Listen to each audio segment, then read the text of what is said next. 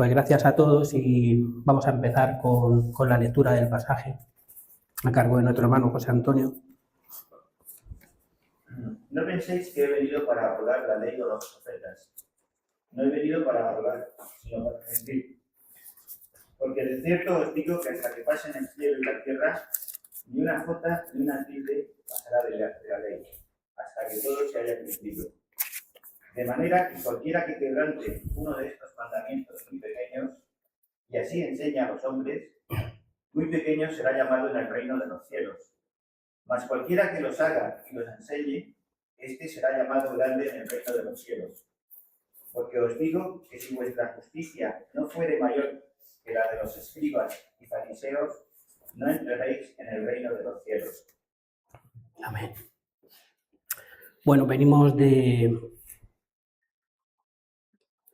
unos textos preciosos, ¿no? Donde Jesús nos llama a ser sal y a ser luz. Cuando me tocó este texto digo, wow, ¿no? Qué cambio de posición en un momento. Y yo me preguntaba, ¿cómo se llega a esto, no? Bueno, pues existía el rumor, o más bien el temor, de los líderes religiosos de que Jesús venía a quitar algunas tradiciones humanas, que no leyes, y que quería destruir la fe judía. Se apoyaban en esa teoría, poniendo como ejemplo que Jesús comía con pecadores, ¿no? Que sanaba en Sabbat, o que no se lavaban las manos cuando iban los discípulos, ¿no? Por ejemplo. Pero Jesús disipa ese temor de inmediato. Jesús dice que él no es un rebelde sin causa, que viene a tirar por tierra todo el pasado. Pero ese temor iba creciendo porque estos fariseos y escribas veían que el pueblo, cuando escuchaba a Jesús, se asombraba.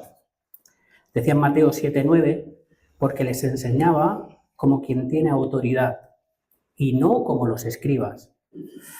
Los escribas siempre citaban a otros rabinos del pasado para validarse. Jesús hablaba con la autoridad directa del autor de la palabra. Y aquí en esta mañana vamos a ver ciertas palabras que, aunque las tengamos en uso, a veces, dependiendo del uso de las mismas o del desuso, pierden a veces su significado. Y Jesús aquí empieza directamente diciendo, no penséis que he venido a abrogar. Y aunque todos sepamos qué es eliminar, a mí me gusta buscarlo siempre bíblicamente, cada palabra. Y la verdad que el resultado puede ser igual, pero es bastante diferente. Esta palabra significa invalidar, anular, dejar sin efecto u obligatorio una ley, mandato o pacto. O sea, no va a cambiar nada, dice Jesús. Es más, dice que viene a cumplir. Cumplir también es una palabra con un desuso y se dice con una facilidad tremenda. Es raro que no hayáis nunca oído a un argentino decir a otro, oye, ¿dónde vas esta mañana? A ver a mi suegra. ¿Cómo que a ver a tu suegra? Hay que cumplir. ¿Os dais cuenta de ese cumplir, como se dice? Es un cumplir como una obligación. Pero ese cumplir viene de la palabra griega plero, de plerosai, que significa llenar a rebosar, llenarlo para que alcance su verdadero propósito o su máximo potencial. Y es a eso lo que viene Jesús.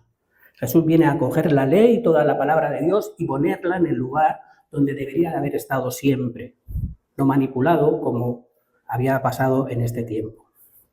Es decir, que Jesús viene a cumplir la totalidad de las escrituras que hasta este mismo momento se tenía, que era el Antiguo Testamento.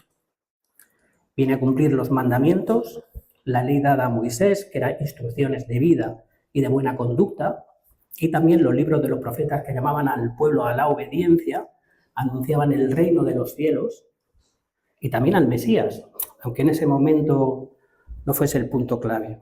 Es decir, Jesús está diciendo que Él es la meta, que es a Él a quien apuntan todas las direcciones. La ley y los profetas marcaron el camino y Él es el destino.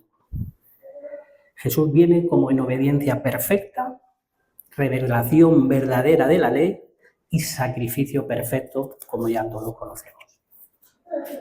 En el versículo 18, aquí Jesús empieza haciendo ya pequeñas advertencias. Una vez ha hecho la presentación y decir a lo que ha venido, está dando, en primer lugar, prioridad absoluta, autoridad completa a Dios. Lo que Dios dijo está dentro de su sabiduría inmutable. Dios no cambia.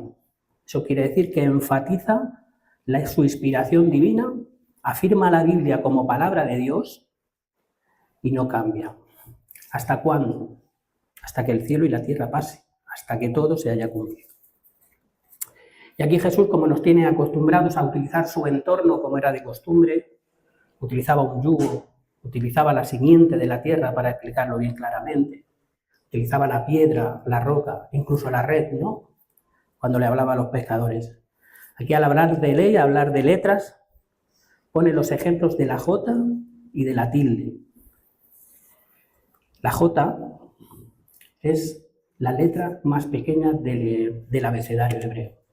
De ahí viene la famosa frase, este no sabe ni jota. Cuando se refiere a eso es que este no sabe nada. Y también pone como ejemplo la tilde, que no es más que el pequeño destello que se hace con la punta de un lápiz.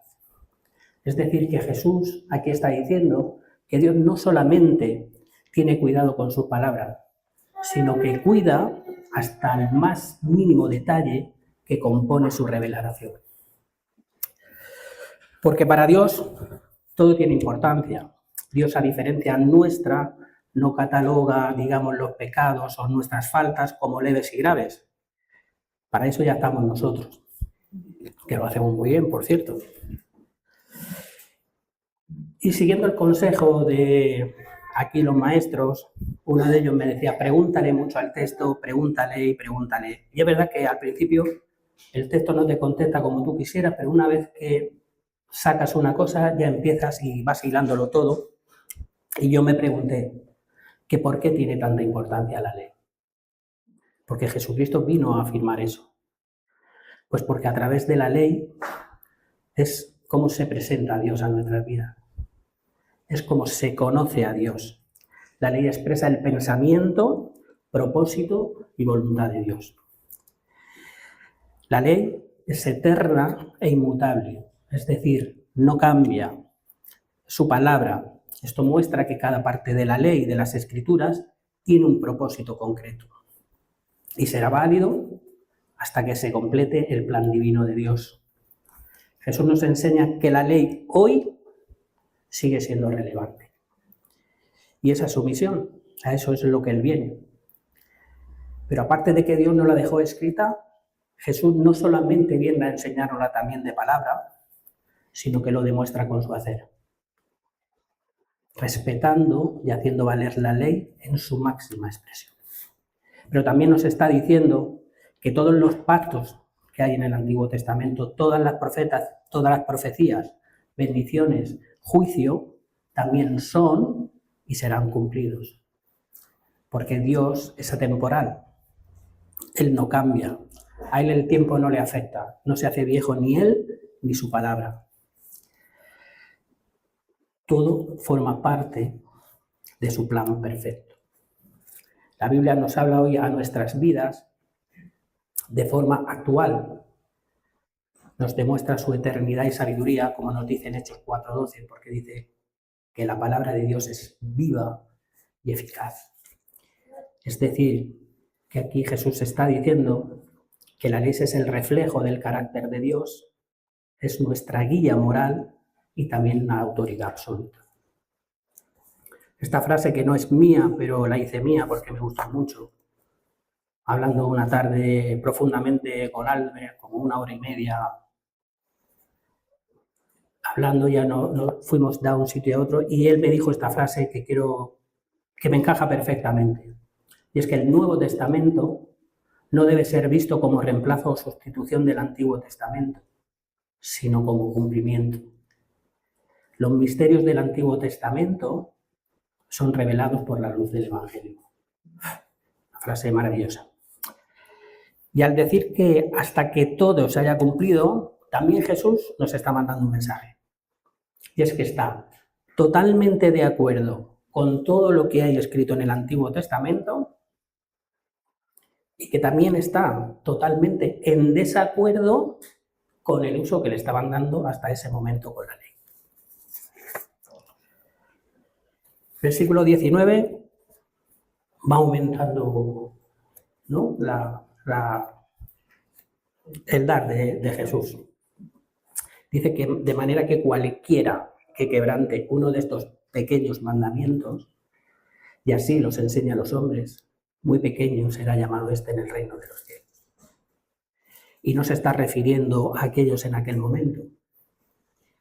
Se está refiriendo hoy en día a todo aquel sin excepción que no le dé la importancia que merece a cada uno de los mandamientos.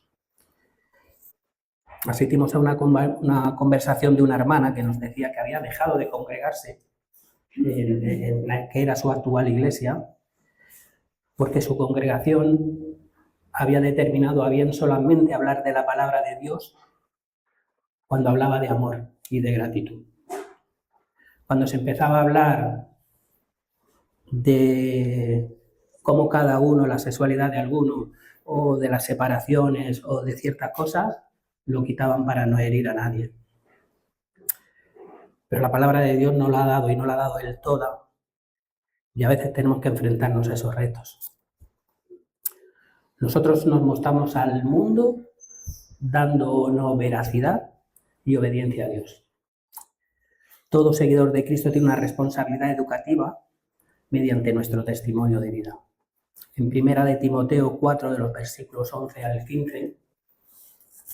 Esto manda y enseña. Ninguno tenga poco tu juventud, sino sé ejemplo de los creyentes en palabra, conducta, amor, espíritu, fe y pureza. Entre tanto que voy, ocúpate en la lectura, la exhortación y la enseñanza. No descuides el don que hay en ti, que te fue dado mediante profecía, por la imposición de las manos del presbiterio. Ocúpate de estas cosas, permanece en ellas, para que tu aprovechamiento sea manifiesto a todos. Es decir, que nos llama a seguir su palabra, a estudiarla, a decirla tal como viene, a no quitar, a no poner. Y es difícil. Pero fijaos lo que nos dice Santiago 3:1. Hermanos míos, no os hagáis maestros muchos de vosotros, sabiendo que recibiremos mayor condenación. O sea, que la pena es para los que enseñan. Eso nos alivia un poco. No va para ahí, es para todos. Es para todos. De hecho, Santiago 1:22 nos dice: Pero sed hacedores de la palabra y no tan solamente oidores, engañándoos a vosotros mismos. O sea, que Marcos no acababa de engañar porque dice que el pecado solamente es para los maestros, pero luego Santiago nos dice no. El que haga y enseñe, dice el versículo. Y eso debe de ser constante en nuestras vidas. El ser grande o pequeño en el reino de los cielos dependerá de nuestras decisiones y de nuestra fidelidad a su palabra. Y esa será, digamos, nuestra recompensa, ¿no? Pero es una buena noticia. No dice que no entraremos, sino cómo. Porque quien hace estas cosas no está haciendo otra cosa que obedecer a Dios. Y quien las enseña es el que se preocupa de mostrar lo que Dios quiere y agrada. Este será llamado grande. Y es aquí donde nosotros tenemos nuestro reto, ¿verdad? Vivir la palabra, ser hacedores, como dice, y de enseñar con fidelidad.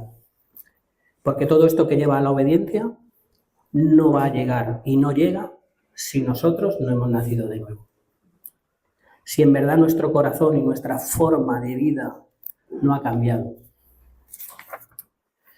La enseñanza más grande se muestra y se enseña, como dice el versículo, con nuestro estilo de vida. En el discipulado que acabamos de terminar ahora con nuestro amigo, nuestro hermano Marcos, y amigo también, No sé, en los deberes que nos ponían semanalmente, estuvimos leyendo Hechos. Cuando llegamos a Hechos 3:6, Marcos nos dibujó de una manera que hasta yo no la había visto así hasta ese momento. Y es cuando Pedro y Juan van al templo y ponían de camino al templo a todas aquellas personas a pedir, bien fueran cojos o mancos o tuvieran algún problema.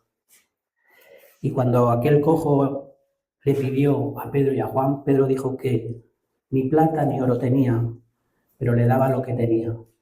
Le dijo: en el nombre de Jesús, levántate.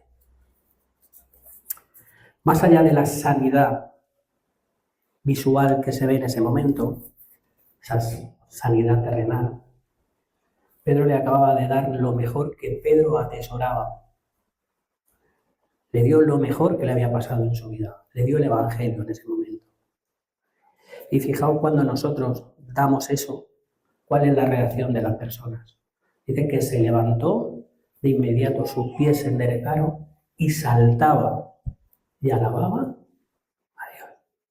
No a Pedro ni a Juan, el Evangelio. Porque Jesús, cuando enseña con el Evangelio, no suele poner tiritas superficiales a las personas. Jesús es el buen médico que cura de dentro hacia afuera. La predicación de Albert, la última predicación que hizo, Jesús se ponía delante de todos los enfermos que le llevaban. Y también nos lo dijeron un poquito así por encima en el taller de predicación. Jesús podría haber hecho así: todos quedáis sanados. Y en 3 minutos, pero Jesús quiso tener un tiempo específico con cada uno de ellos, haciéndoles partícipes, viendo que él sentía el dolor que sentía cada uno de ellos. Y acababa de enseñar. Este estilo de vida y convicciones deben surgir de un conocimiento de su palabra, y de ahí la importancia de enseñar, pero también de ser enseñables y humildes para aplicarla. Yo no sé si a vosotros os pasa como a mí.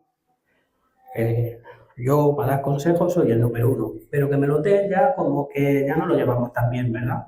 Pues debemos ser también enseñables. Y otra pregunta de las que me hacía era: ¿pero cuál era el propósito de la ley? ¿Por qué la ley? Porque siempre estamos acostumbrados que la ley parece ser que es un yugo, que no nos deja hacer nada, que es un peso inclusive, que el propio Dios en ese Antiguo Testamento nos puso, y luego viene ese Jesús de amor y nos lo quita. Bueno, pues en esta congregación hemos tenido la gran suerte, que hemos tenido unas predicaciones maravillosas de Éxodo, y estamos teniendo unos estudios bíblicos de Génesis donde nos están demostrando que tenemos un Dios que siempre ha estado preocupado por nosotros desde el Edén hasta hoy, hasta que todo esté cumplido.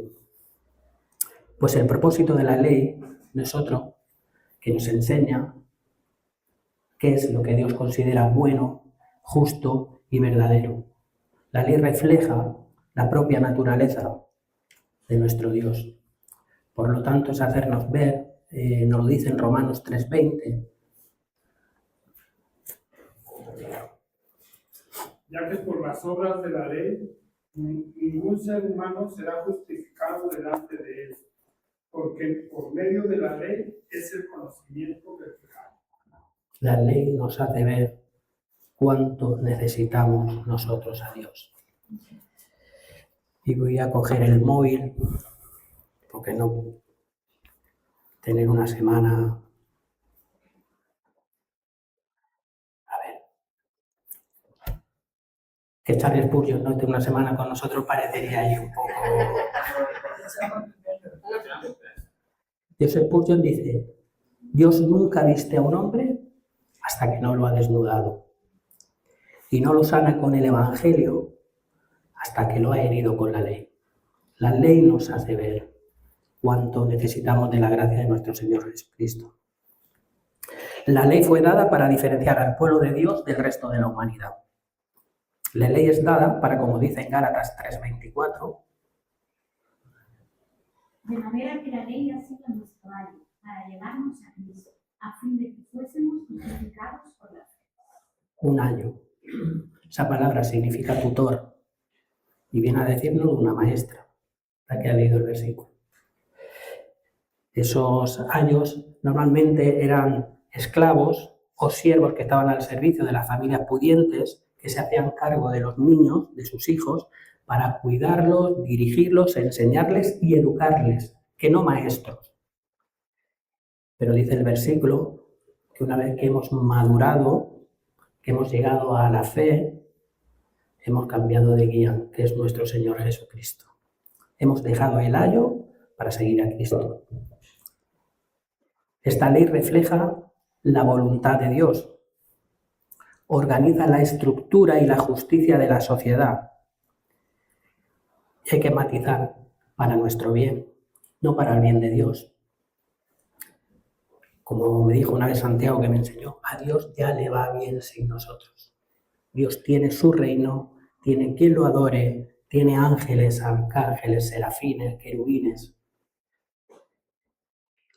Cuando me puse a preparar este estudio, todo esto me hacía ver cuán equivocados están simplemente con este texto. Muchas otras denominaciones religiosas, ¿no? Pero también aquella palabra que dijo Albert que me marcó muchísimo. Menos mal que Dios no me quiere a mí como yo lo quiero a Él. Porque todo esto fue por amor hacia nosotros. A veces yo hablo de mí injustificadamente. Nos enseña nuestra necesidad de redención, incapaz de llegar por nosotros mismos. Y también nos enseña la forma de acercarnos a Dios. Sin una ley clara, el concepto del pecado nunca hubiese sido claro. La ley nos hace ver bien lo que es lo correcto de lo incorrecto. Y la otra pregunta que me hacía, ¿la ley salva? ¿La ley fue dada para salvación? Pues la ley nunca fue dada para salvación por méritos propios, sino que tiene un propósito dentro del plan divino de Dios. La salvación siempre fue por fe. En el Antiguo Testamento, la salvación era por fe, mirando hacia adelante, confiando en la promesa de un Mesías y un Redentor que Dios enviaría. Y la salvación hoy a nosotros en el Nuevo Testamento, también nos salvamos por fe, pero mirando hacia atrás, confiando en la obra de Jesús ya completó en la cruz y en su resurrección. Exceptuando a Jesucristo, la Biblia no habla de nadie que fuere capaz de cumplir la ley de manera perfecta, ni en pensamiento, ni en palabra, ni obra. ¿Y cómo cumplimos nosotros hoy la ley? Pues a través de Jesucristo, ¿verdad? Por ese amor incondicional que Él nos ofrece a través de la gracia. Nosotros ya no cumplimos la ley para ganarnos esa salvación por obras. La cumplimos por amor y gratitud.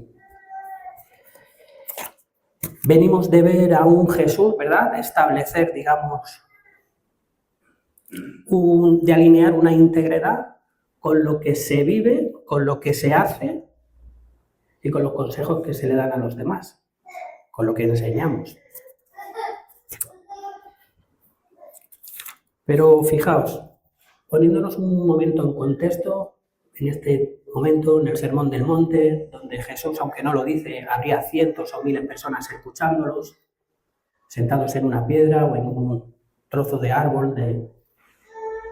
Pero Jesús tenía controlado que aquí tenía un grupito, así, ¿no?, de fariseos y judíos, y Jesús estaba esperando el momento exacto. Nos lo dijo también Albert, cuando hablaba de la familia, ¿no? Ahí está tu madre y tus hermanos, y iba oyendo el rum rum, y ese rum rum, ese silencio, como Jesús lo aprovechaba como nadie para dar un gran testimonio y un gran ejemplo. Llega el versículo donde muchas de las dudas de las que hemos visto esta mañana se van a despejar. Porque este último versículo, el versículo 20, va dirigido en principio a esos fariseos y escribas, pero fijaos cómo empieza el versículo, ¿no? Porque os digo que si vuestra justicia no fuere mayor que la de los judíos y escribas, ¿cómo se sentiría el pueblo cuando oyó aquello? estaba dirigiéndose a esos maestros que se presentaban de la ley, los que ellos creían justo, a donde ellos nunca podrían llegar, que si ellos no iban a entrar al cielo. Y si justicia no era mayor, pues todos condenados, vamos. Aquello no se quedó vacío de inmediato, porque aún faltaban cosas por decir, ¿verdad? Estos que decían llamarse maestros, los cuales habían convertido sus tradiciones.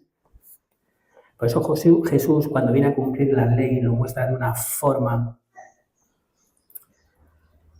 que demuestra con su forma de hacer, que hemos visto antes, y con su forma de hacer, de enseñar. Les dice que con esa forma que ha hecho Jesús, les hace ver que ellos han interpretado mal la ley. Y han agregado cosas de manera errónea e intencionadamente también. Es por ello la confusión entre la convivencia de la ley entre el pueblo. Habían convertido solo en obediencia externa, en rituales, o sea, la raíz cuadrada, hipocresía, ¿no? Y religiosidad. Pero, ¿cómo se llega a este punto?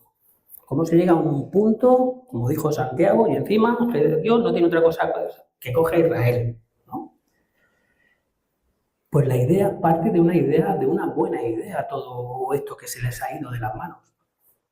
Ellos, después del exilio, después de la caída de Babilonia, cuando Esdras recupera todas las escrituras y vuelve a llevarlas al pueblo y los vuelve a reconducir. Una vez fallece Malaquías, el último profeta, pasan 400 años hasta que viene Juan el Bautista y ellos se juntan y dicen, esto no nos puede volver a pasar, no podemos volvernos a desviar de lo que Dios quiere de nosotros. Y saben que se habían desviado de la ley. Bueno, pues vamos a poner cercos a la ley para que cuando vayamos a llegar a ese límite que Dios nos dice,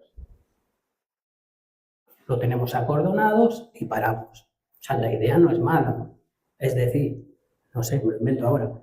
¿Por qué llego siempre tarde a la iglesia? Pues porque no ha puesto el despertador media hora antes. Media hora antes, pero luego lo ponían 45 minutos y después una hora. ¿Qué pasó? Que pusieron tantas normas que lo que hicieron fue tapar la ley original. La equipararon, su ley, la suya propia, sus costumbres, a la ley de Dios. Es decir, ellos habían cogido a Dios y lo habían convertido en un libro. ¿Qué era Dios para ellos? Esto, no hagas esto, no hagas esto. Se olvidó que Dios había creado el Edén, que Dios los había sacado de allí, que Dios le dio maná en el desierto. Y por curiosidad me he traído solamente 2 o 3 porque cuando uno se pone a leer lo que hicieron con la ley, realmente es bastante asombrado. Bueno, yo he cogido 2 que a mí me han gustado mucho. Por ejemplo, dice que pusieron 39 actividades fijas en cada una de las leyes y de ahí luego caían un montón de subcategorías. Es que esta me ha gustado mucho, dejadme que la busque. Por ejemplo, en Éxodo 23, 19 dice, no cocerás el cabrito en la leche de su madre. Esta ley, su propósito original era humanitario. Era quitar un ritual cruel, ¿no? y pagano de la fertilidad de los cananeos, de esto que es lo que comían, ¿no? Interpretación de ellos.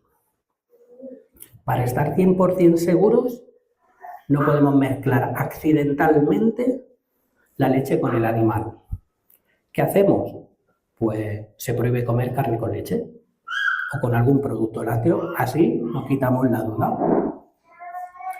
Pero es más, si comes carne y es que te apetece mucho un vaso de leche, mínimo tenías que estar entre 3 y 6 horas para asegurarse que se había hecho la digestión y esa leche no contaminaba esa carne. Las familias judías de hoy, de ayer y de hoy, en su casa tienen 2 vajillas y 2 fregadores para no lavar conjunto lo de la carne y lo de la leche, vaya a ser que caiga una gota en eso. O sea, hasta ahí habían llegado. Y ahí imaginaos todo lo que podéis pensar. Y voy a decir otra porque sí, porque me recuerda a mi padre, porque mi padre tenía una pierna de madera Y saqué esta y me hizo gracia.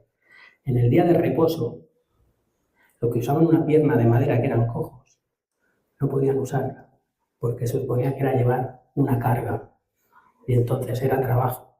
Pero fijad hasta dónde llega. Con lo de la pierna de madera, venga. Llevar higos secos en el bolsillo se consideraba llevar una carga también. O sea, tampoco podías llevar higos secos en el bolsillo. Y si llevabas la tinta suficiente para poder escribir 2 letras, también era pecado. Fijaos a dónde había llegado la ley, totalmente fuera de lo que Dios le había dado. Hay un montón, pero a mí me parece gracioso. Y seguimos con lo de la hipocresía. Jesús la cumple enseñando su verdadera intención, que no era otra que mostrar eso, el corazón. En próximos estudios más adelante que están preparando veremos los eoistis que fue dicho, y ahí creo que sí, muchas dudas también van a encajar en este escrito. ¿Alguien tiene Romanos 8, 3 y 4? Porque lo que era imposible para la ley, por cuanto era débil por la carne, Dios, enviando a su Hijo en semejanza de carne, de pecado y a causa del pecado, condenó al pecado por la carne, para que la justicia de la ley se cumpliese en nosotros, que no andamos conforme a la carne, sino conforme al Espíritu. Sacrificio perfecto satisface la justicia divina de manera total. Es decir, no podría ser otro que Jesucristo. Ya no estamos bajo la ley, sino bajo la gracia. Pero eso no nos dice que nosotros hoy no tengamos nada que hacer. Venimos de que el propio Jesús ha marcado el estándar de entrada, digamos, al cielo, que así como hagamos y enseñemos. Habían sometido al pueblo a una cantidad de leyes que ni ellos mismos lo dejaban vivir. Las leyes los cargaban, pero es que enseñaban que mediante el cumplimiento de la ley se obtenía justicia suficiente para ser salvo, por méritos propios y obras. Pero llegó hasta tal momento, pusieron el Misná, el Talmud, creo que eran 30 tomos, 1000 páginas, todo esto interpretación suya. Enseñaron que el cumplimiento de la ley era solo externo, visible a los ojos de los hombres. Que para nada tenía que ver con el deseo íntimo que la producía. En Mateo 23, 27 dice: «Ay de vosotros, maestros de la ley y fariseos, hipócritas, que sois como sepulcros blanqueados, que por fuera lucen hermosos, pero por dentro están llenos de huesos de muertos y podredumbre». He querido leer este versículo porque me encanta. Y cuando leí este versículo dije: ¿por qué estoy yo hoy aquí? ¿Estoy por tradición, como hacían los judíos? ¿Estoy para que me vean y no me pongan la falta? Tradición o amor, ¿verdad? Marcos 7, versículos 7 y 8. Y en vano me rinden culto, enseñando como doctrina los mandamientos de hombres, porque dejando los mandamientos de Dios, os aferréis a la tradición de los hombres. Eso es lo que enseñaban. Habían tapado tanto con sus propias leyes la ley de Dios, la supuesta ley dada para que nos fuera bien, y se pusieron a enseñar la suya. Tanto en los detalles técnicos de la ley se habían enfocado que habían olvidado los principios más importantes de la justicia divina. Pero se presentaban al pueblo como justos.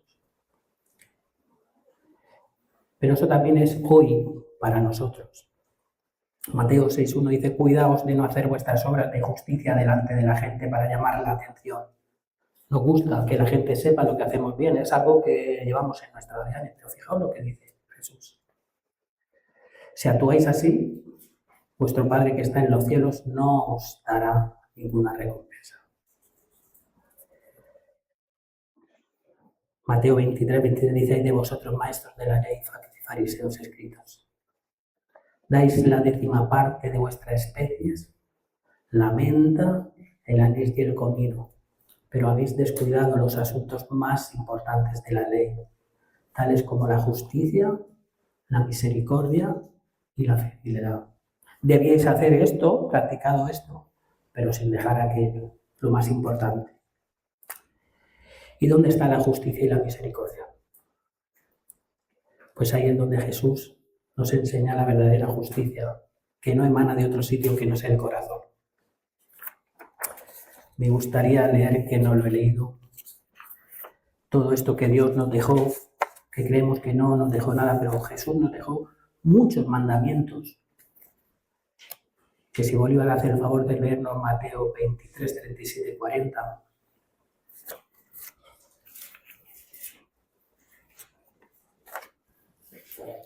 Mateo 23, 22, del 37 al 40.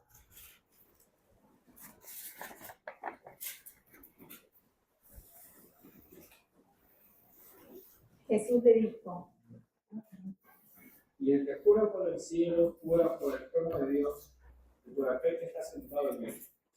Hay de vosotros, escribas y fariseos hipócritas, porque desestimáis la menta y el eneldo y el comino, y dejáis lo más importante de la ley, la justicia, la misericordia y la fe. Esto era necesario hacer sin dejar de hacer aquello. Días ciegos, de colerse el mosquito y trabajáis ciertamente. Hay de vosotros, escribas y fariseos hipócritas, porque limpiáis lo de afuera del vaso y del plato, pero por dentro estáis llenos de robo y de injusticia. Fariseo ciego, limpia primero lo de dentro del vaso y del plato, para que también lo de afuera sea limpio.